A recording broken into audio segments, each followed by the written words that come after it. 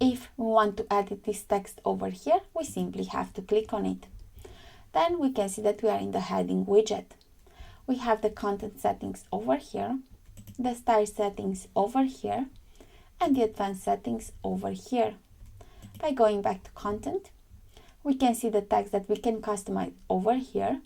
We can also edit it with AI by clicking over here.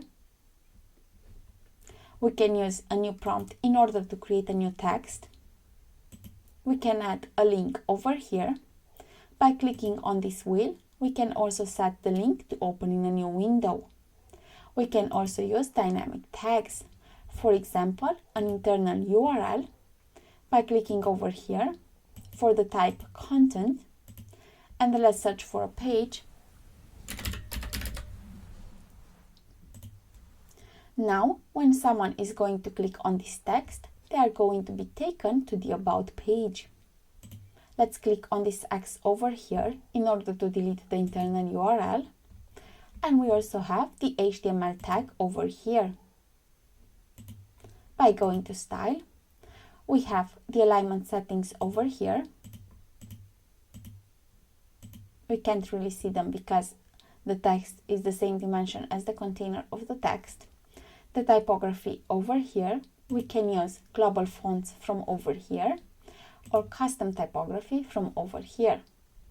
We can change the family from over here. We can change the size from over here. We can change from pixel to something else from over here. We can change the weight from over here. Transform it from over here. Style from over here. Decoration from over here. We have line height from over here. We can change it from pixel to something else from over here. Letter spacing and word spacing. Like so. If we want to save those settings as a global font, we can simply click over here on this plus.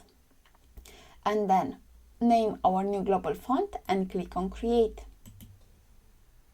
We can also click over here to go back to default. We have text stroke over here, the color over here,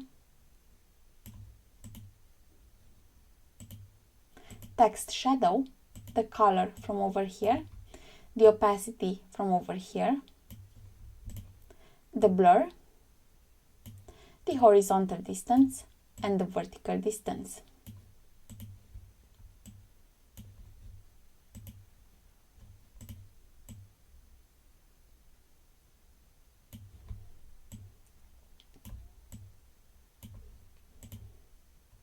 And we also have the blend mode.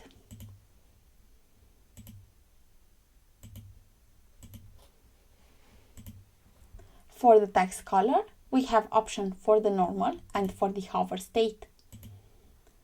We can choose the color from over here. We can also use a global color from over here. And for the hover state, we also have transition duration.